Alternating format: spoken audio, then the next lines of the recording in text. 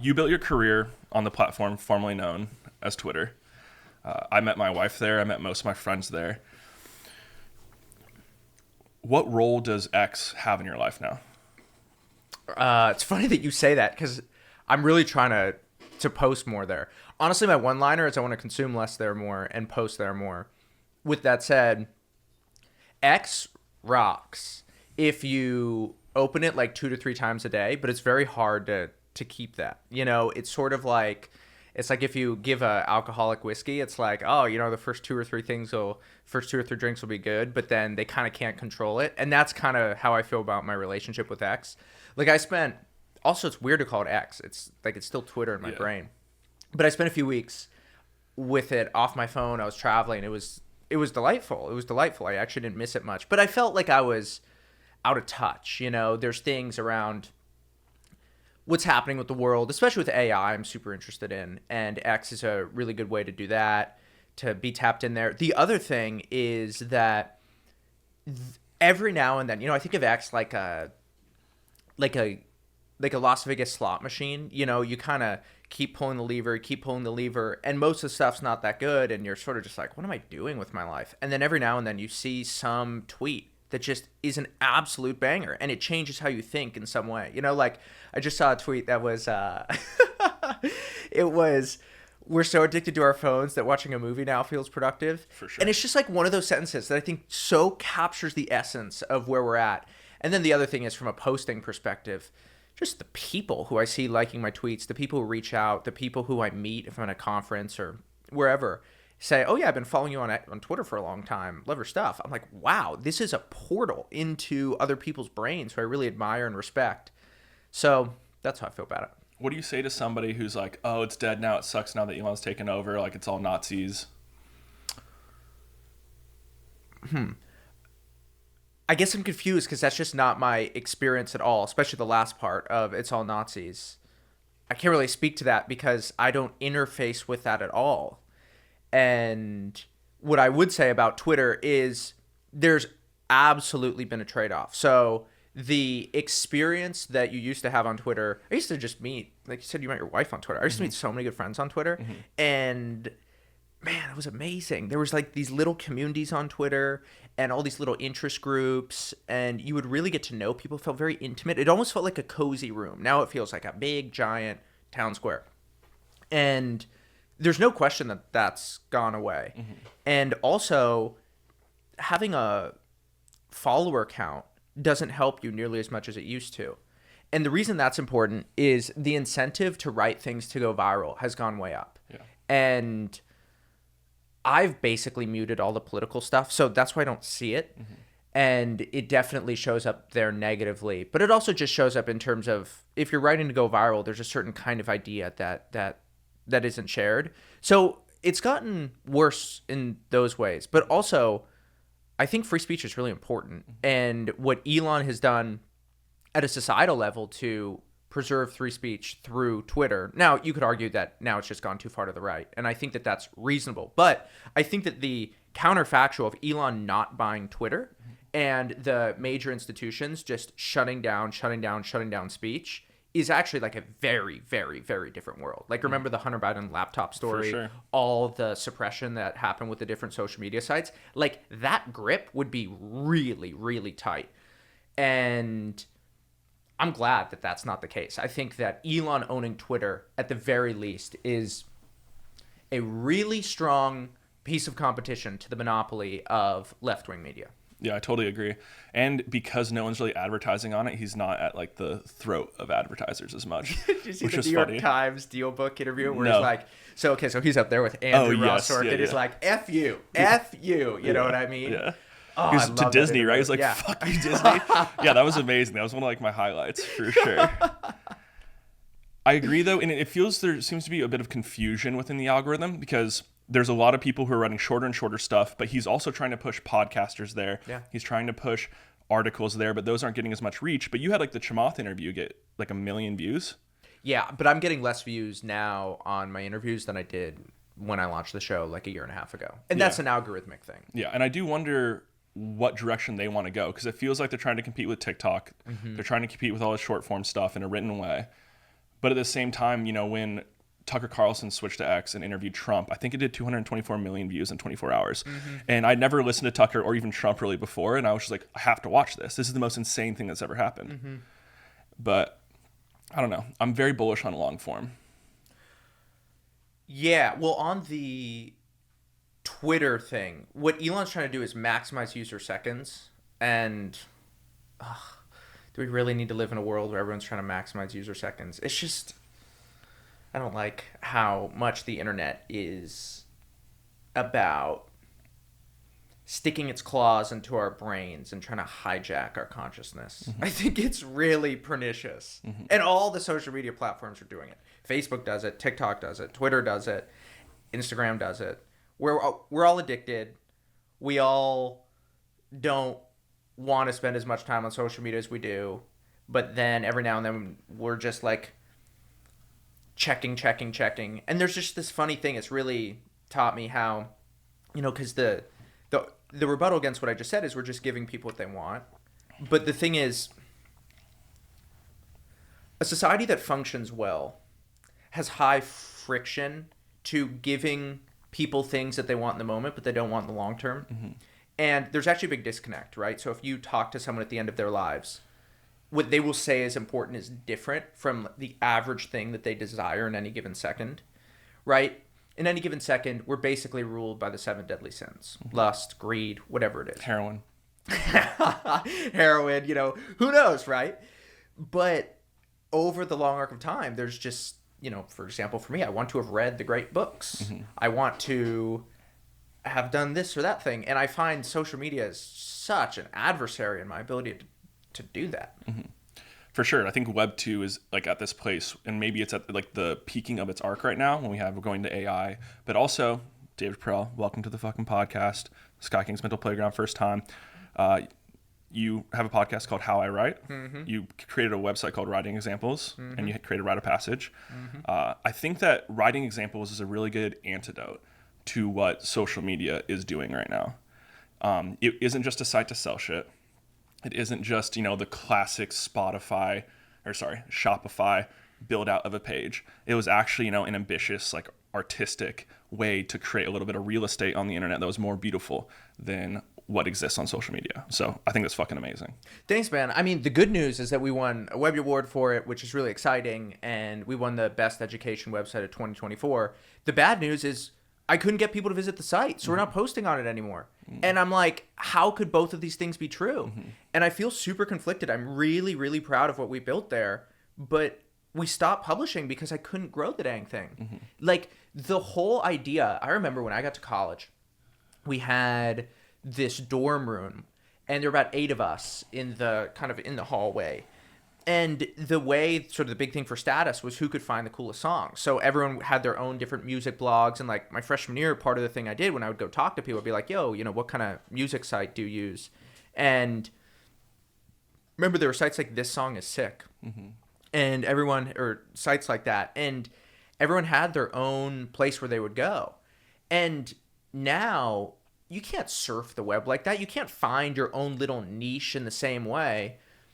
And if you do find those little gardens, they aren't tended to and taken care of and like they used to be. Now, everything is basically consolidated into these major platforms, and everyone just kind of goes to Coachella instead of all the little music festivals that have their own unique vibe and character. Yeah. That was a big reason we built the studio like this, is because I love what you did. It's based off of Edo period Japan, which was this, like, they called it the floating world, and that's what this says, and that's what we're about. But it's about having enduring long-form conversations, like, amidst the floating world, and, like, that chaos of this short-form malaise that's happening.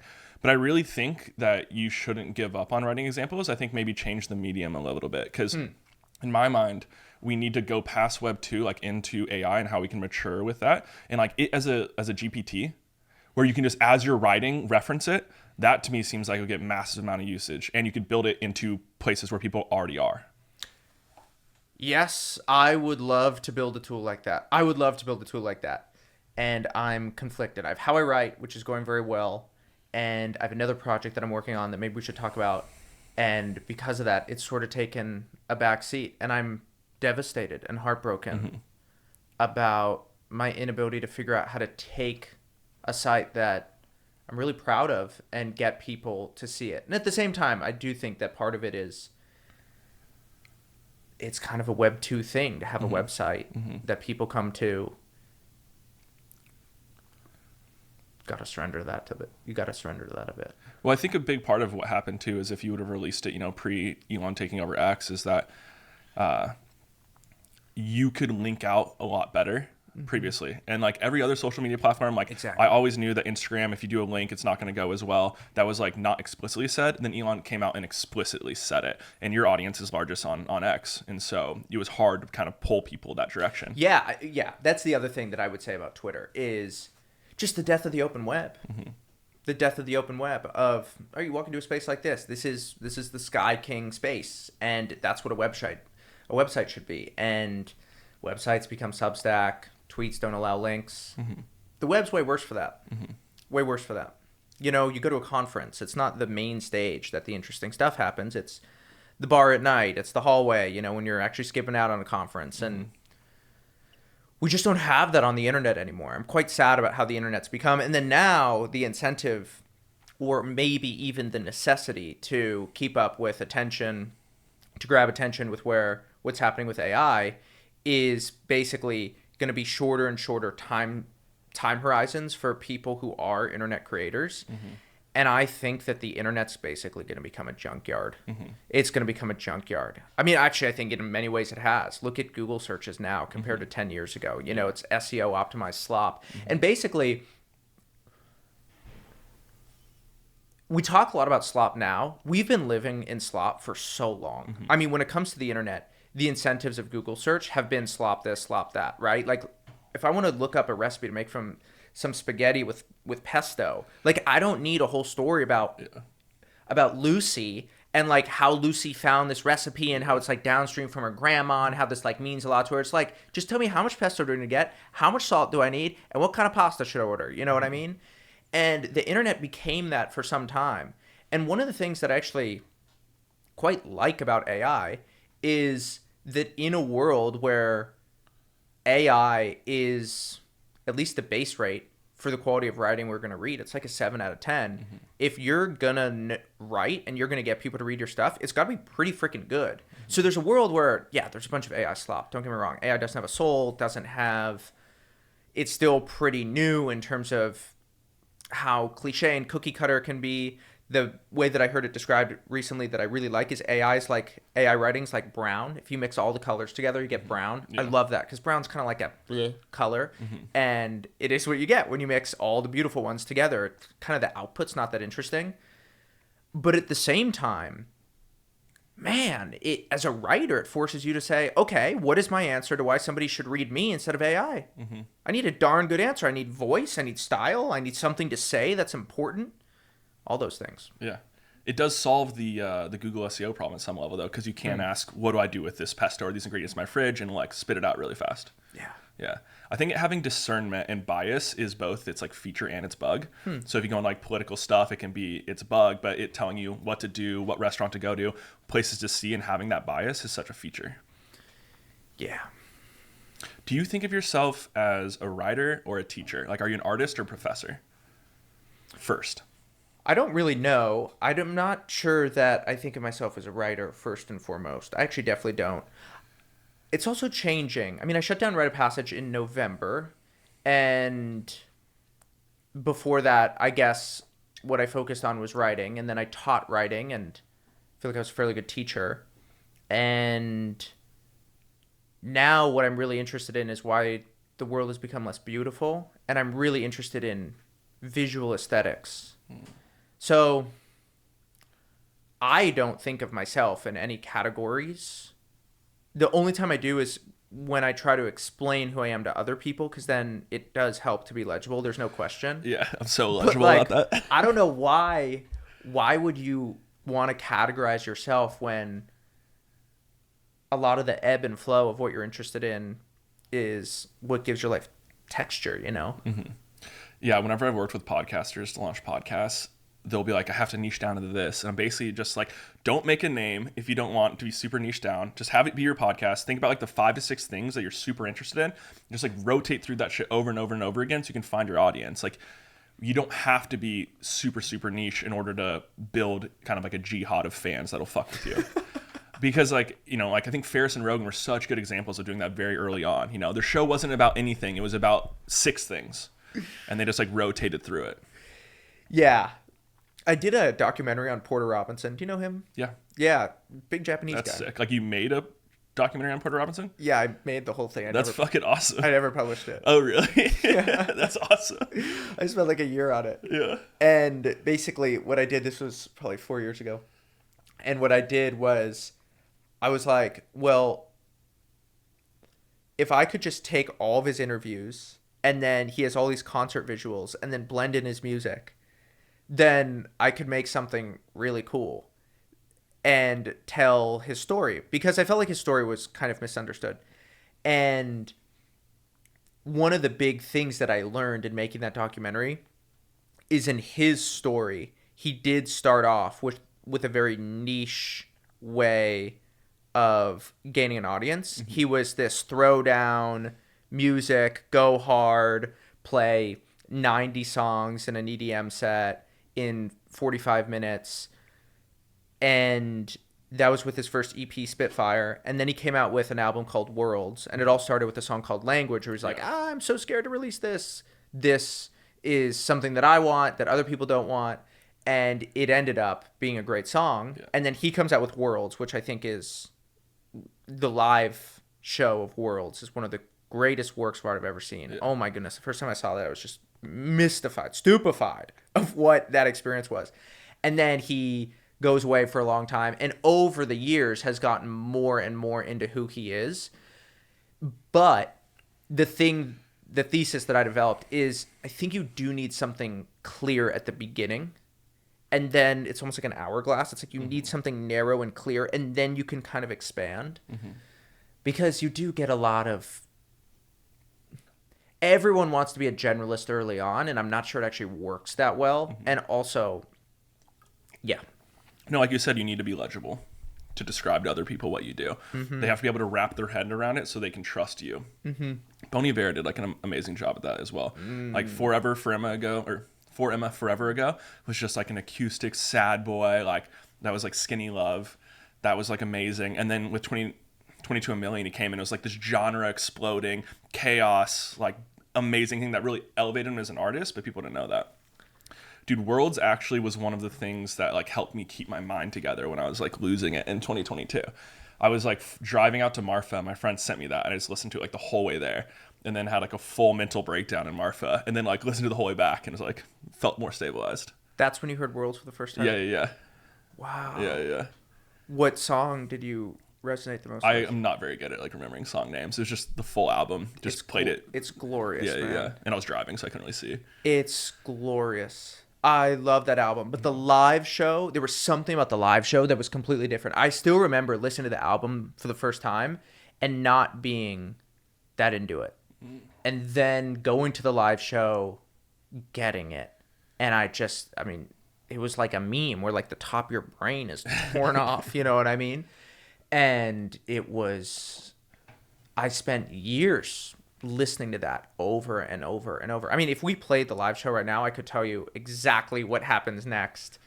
It's at every single moment. It's glorious. I've probably seen him live 8, 9, 10 times. Fuck yeah, dude. Yeah. Why didn't you publish the doc? The reason is that I made it in an earlier stage in my creative life, and I showed it to a few people that I really loved, and I felt like that was complete. And that's sort of just what I needed. I needed to make it, and I needed to show it to a few people that I liked. And then it was basically done once Rite of Passage started getting really intense, and then that chapter lasted for 3 years and just utterly consumed me. And now I just feel like a different human, and I wouldn't make that anymore, so it feels weird to share that. You know how it is. You just become a different person. And you don't always look at things that you've made and say that's me. That's sure. fine. Like that's part of growth. It's not like it's not you, but it's also when I make something, I want it to be a testament to who I am now at this point in time. Yeah. I also think it's one of like the most important markers of an artist to make stuff for the sake of making it. And I love publishing, but I just think the incentive that we've gotten to with how the internet is today, which is like publish everything, publish before it's done, has hurt people's ability to kind of be reflective and sit with their art and make it for the sake of making it. There's this Japanese animator named Hosoda who in 7th grade won a contest that Toki was having to become, it's kind of like the Philadelphia Eagles. Like you can go play in the Eagles, like when Marky Mark went and fucking played for the Eagles in Invincible or whatever it was called. It was that, but for Japanese animation. And he won in 7th grade. They're like, call his house, like, yo, come to Tokyo. You got a full-time job. He's like, bro, I got midterms. So then when he was in high school, he spent an entire 4 months hand by hand drawing a 14,000 frame thing. He actually thought it was way better than the first thing he made in 7th grade. He loved it so much. He shot all of it too with like chopsticks and then flipping through on his camera. And then he just like, when he's done, he's like, that was amazing. And just put it under his bed. Nobody ever saw it. And his lore gets so fucking crazy because he then went to work for Studio Ghibli and he like applied to it. And the test was basically they had a guy holding a rock and then like draw the facial expression. And there's like 50 people in a room animating, trying to draw the best one.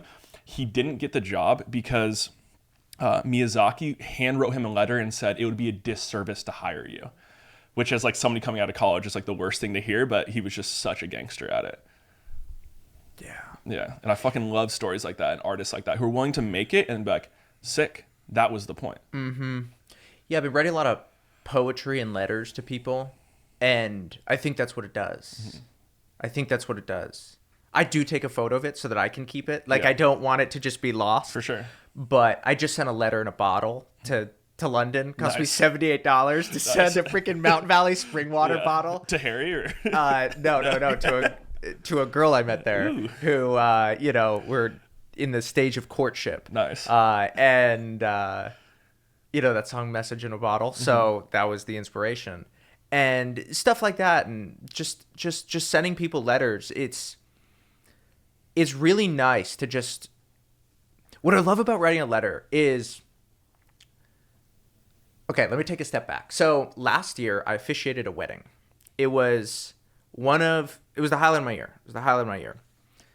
And I was writing what I was going to say at the wedding. And, you write about marriage and the gravity of marriage and what it means to step into a covenant like this. And I realized that I had an aversion to being so earnest and so sincere. And I think it's because we live in a culture that's tinged with irony. And that's not all bad, but when you're at a funeral, you're at a wedding, get that out of here. This is a time to be sincere. And I really struggled to break through the sort of glass, the fog of irony that was holding back the truth of the gravitas of that moment, right? And what I love about a letter is it allows you to speak with that same kind of sincerity, right? Like if I were to sit down and I were to say, Sky, we're like best friends, we've known each other for years, and I just look at you in the eye and I say, this is what I love so much about you. It's actually kind of hard to receive. Like it's really intense. It's just a tough moment in this strange way. It's hard to hear somebody say that to you. But if someone writes you a letter, I actually still feel it. Like when I open it for the first time, I'm like, oh my goodness, this is a lot. And I kind of have to sit with it. But I always keep those. I hang them on my fridge or something like that. And doing that for other people, once again, just the form of a handwritten letter allows you to share some of your more sincere aspects of who you are and speak from the heart in a way that's just hard to do in voice. There's a practice that a lot of people do in like personal development work where you sit across from somebody and just stare into their eyes and like think good thoughts like for like 3 minutes. The amount of people I've watched start crying because it's, again, that sincerity and that feeling and that connection isn't something that's super available to us these days. Yeah, and I think people are definitely longing for that. Yeah, I don't think connection's really hard, and smartphones don't help at all. So a lot of what we've just been talking about is like an ephemeral nature of some of these art pieces, things that aren't lasting, that only one person sees. But then you have the flip side of the like ephemeralness of the internet today, where, you know, you'll scroll through like 600 TikTok reels, remember like one of them. Mm-hmm. How do you think, like, they both are very ephemeral? Why does one feel so much more meaningful and the other one feels like such like a sickness? Well, the difference there is care. That if I write a letter, like I'm writing a letter to my friend Brian, and he's been an amazing mentor to me, and I'm spending these few weeks writing it. And if I write that, yes, it's ephemeral in the sense that, well, he gets to keep the letter. He gets to keep the letter. And even if he didn't, there's so much care that goes into that, you know, it's funny. I think care is the big difference. So I was in another thing that happened in London. I was at an antique store, and I was with a friend who goes there very often. And then there's the guy behind the shop. He's sort of got this beard. He wears a suit, kind of like a little bit overweight, and just looked probably mid-50s, and just looked like one of those guys who's like never been married, maybe been in a few relationships, but just kind of had a tough go at life, you know? I'm imposing a lot, but I'm trying to describe this guy.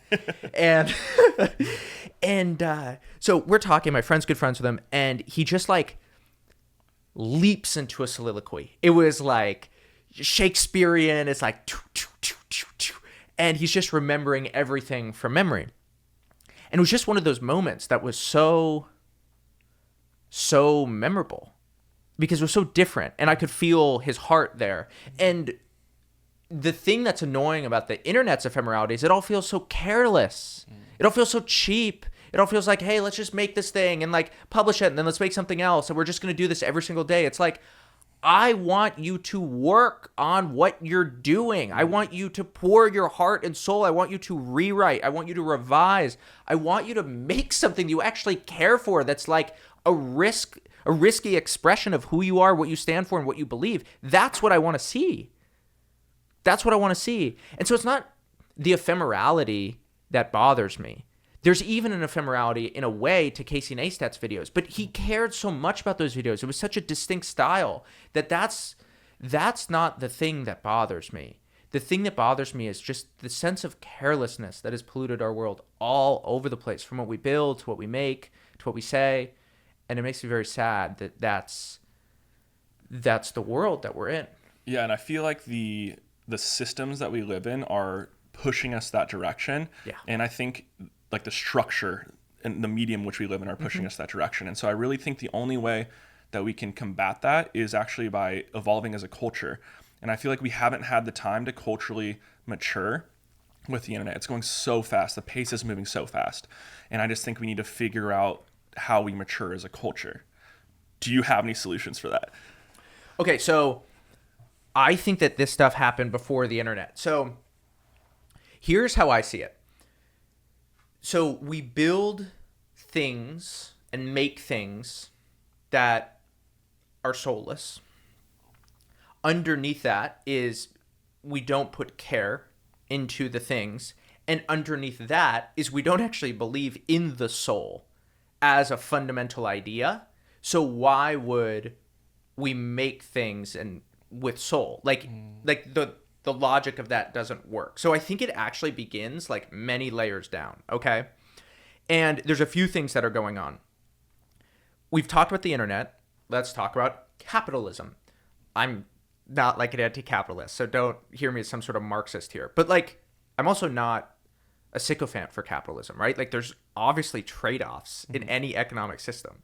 And one thing that happens is capitalism incentivizes scale, okay? So take a building, okay? They're building, I'm going to make something up. They're building a new office building in downtown Austin, okay?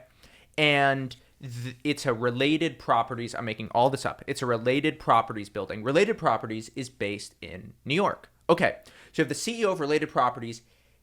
They approved the building. They hired some project manager to basically oversee the Texas real estate division, right? Then underneath that, they have a building manager. Then underneath that, they have some contractor. Then that contractor's hired all of these different companies that have their own CEO type person. Then they hire all of these people under that, and then those are the people building the building. We are now so far away from the related company's CEO. And so what happens is, to no fault of their own, they can't help but think of that building as and the people living in it as numbers on a spreadsheet. They can't help. How could you not think like that?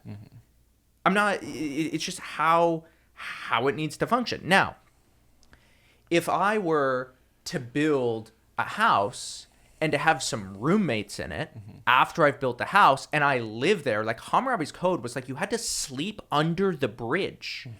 Or no, maybe it wasn't Hammurabi's code. It was like some old code. You had to sleep underneath the bridge after you built it because you had to pay the cost if the dang thing didn't work. What does that do? That really changes the incentive structure, both sleeping under the bridge and just living where you live. And because of that, you have, due to our economic system, you have a disincentive for care and an incentive to just see people as numbers on a spreadsheet. And there's no soul in that. Yeah. It's interesting because I feel like Elon is the counterexample to that. Like, he's the guy who sleeps on the manufacturing floor. Yeah. But he's also the one who's built the products that are like my car drives itself, which is fucking crazy. And it feels normal, which is also fucking crazy. You know what I mean?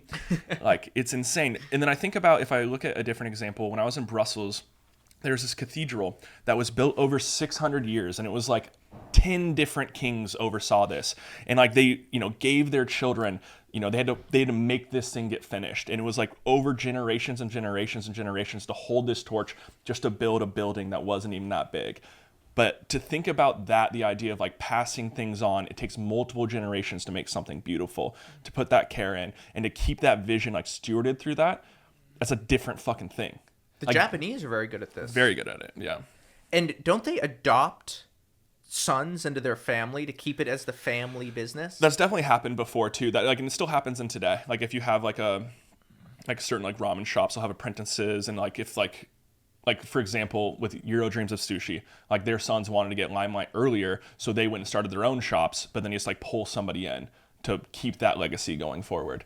But it's funny, like Caroline's family, they're like long-term farmers. They moved here as farmers. They've been on this plot of land for, generations, and there's nobody in this generation who wants to take over that plot of land.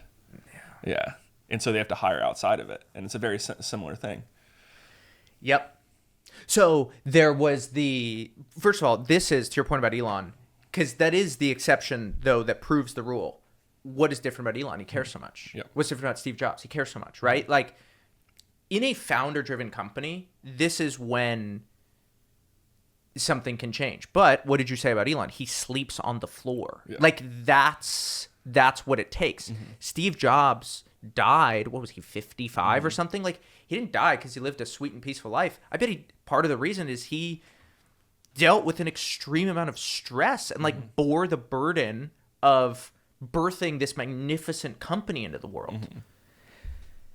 Now, the other thing I want to mention is, this is sort of my long view of history, but something changed with World War I. Okay, so if you look at art in the early 20th century, it's late stage Impressionism, early stage Cubism, and there's a romanticism about it, right? Like, the time before World War I was such a peaceful time in Europe, and there were things that were built that were just beautiful, and the word that always comes to mind is sweet. I think of the birds chirping in like Monet's garden at Giverny, and then World War I happens, and you look at art in the 1920s, and it's just completely different, right? You have Salvador Dali, you have Duchamp, right? It's so different. Now, you could say, well, there was still that spirit of optimism and stuff, and yes, that's true, but Art Deco was an American movement, and my theory into why is New York was across the pond from Europe, where this war had happened. And there were these people who wanted that kind of optimism, that spirit. They still had that sense of excitement about the future. And they then said, we got to be in New York or something like that, right?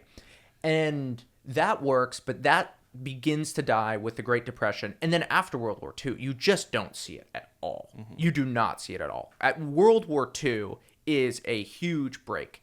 And then you get modernism, right? You get Piet Mondrian, you get much more right angles, you get Jackson Pollock, all those sorts of people. And in my opinion, like I go to the MoMA in New York and I'm much less inspired there than what I see at the Met. And what I like in art, what I like in things is I like to feel a sense of care in the work that has been created. And I feel like we left the heart and went up to the intellect. Like academia came up, and now when I'm in the MoMA, when I look at modern art, when it comes to like, I feel like I feel older art, at least that impressionist stuff. I feel it deeply and I understand it at a pre-verbal level, whereas a lot of the modern stuff, it's like, I need someone to explain it to me, right? This is why, who's the guy who has the, his name starts with an R. He sort of did those flat, abstract. Rembrandt? No, not Rembrandt. Obviously he's not there, yeah. There was another guy. Anyway, when I see a lot of abstract paintings, it's like, oh, David, if only you understood. Do you know what I mean? If you only understood it was a tax write-off. Yeah. Like, that's what happened. They got appraised for $20 million, and they donated to the museum to avoid paying $20 million in taxes. Exactly. Yeah. And it's just like, I'm not nearly as big a fan of that stuff. And all this is to say that we talk about care, and we can talk about the internet, we can talk about capitalism, but when I laid that out, it begins with the death of the spirit. And I think that World War I and World War II were so devastating for people that I think it's been hard for us to regain a sense of enchantedness and a sense of, wow, it's really worth making something so beautiful. Yeah, I wrote my senior thesis on Dalí, Buñuel, and Lorca, 3 Spanish artists who all were really influenced by the Spanish Civil War. Rothko is his name. Rothko. Nice. Yeah, for sure. Classic. And I really felt like, because essentially what happened is the Catholic Church turned on the populace during the Spanish Civil War and turned them into the Federalists.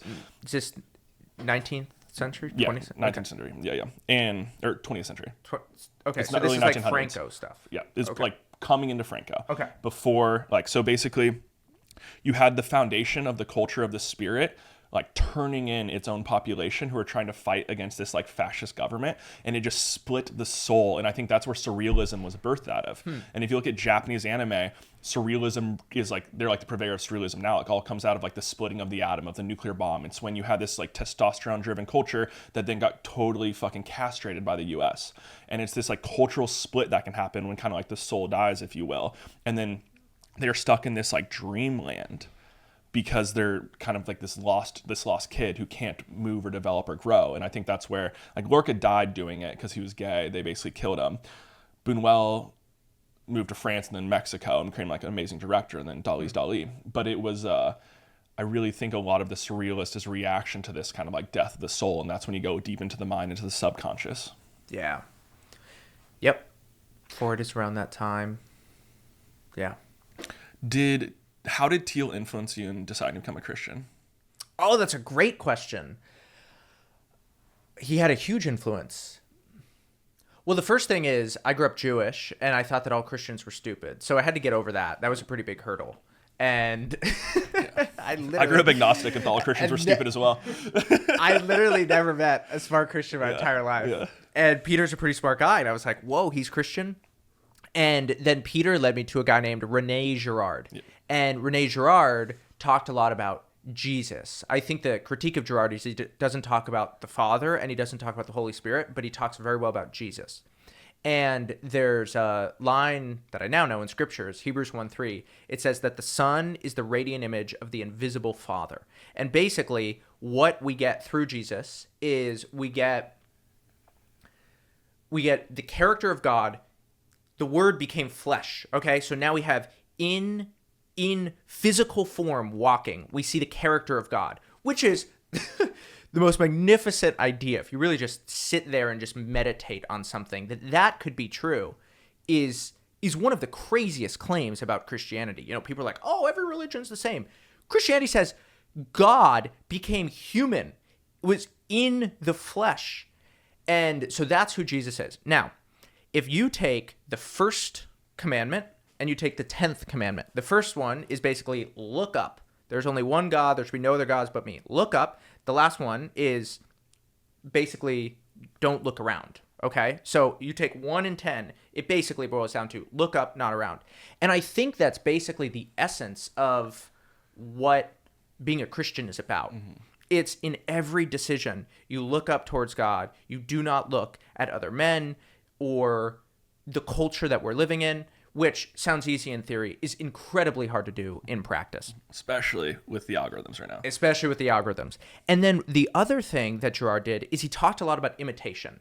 And so before I came to faith, I realized and I came to appreciate how if you're trying to imitate the nature of God and God's nature becomes man, it is now so much more concrete in the way that you can think about doing that.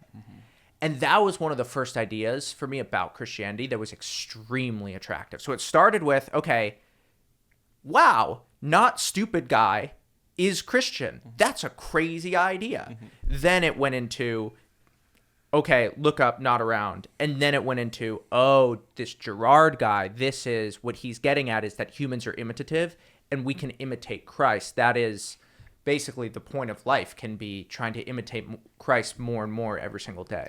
That actually really helped me with something I've been struggling with since 2015, which is I came online to memetic, like M-I, and then memetic at the same time. Dawkins, I've been trying to figure out like where the differentiation is, because replication is such a huge part of memes, which is miming something else and then iterating on it. But I do think it's looking up, not around. That's the difference, right? Is like when you're miming something that's like really significant, let's say your parents. Like obviously, you know, if you go strict, you're supposed to be God, but like you're something that's valuable versus like the ironic sense of just memeing. It's just like this replication through irony versus this like very sincere caring of like miming things. Well, it's funny that you use the word parents. It's God the Father and God the Son. Like what God is a father. It's Father God. And I need to think about it, but there might be something to that analogy. Yeah. I mean, I've been struggling so hard because when they first came out, like the words sounded so similar to me. And I was like, these have to be related. And I never found anything about memes in Gerard. And then I do think like a fundamental thing of memes is replication, which is miming things. But there's this iterative and irony that changes it. We're going to go to the paywall now, boys. So if you want to hear David talk about the Antichrist, go to skmp.supercast.com. That's a bag on copywriting right there.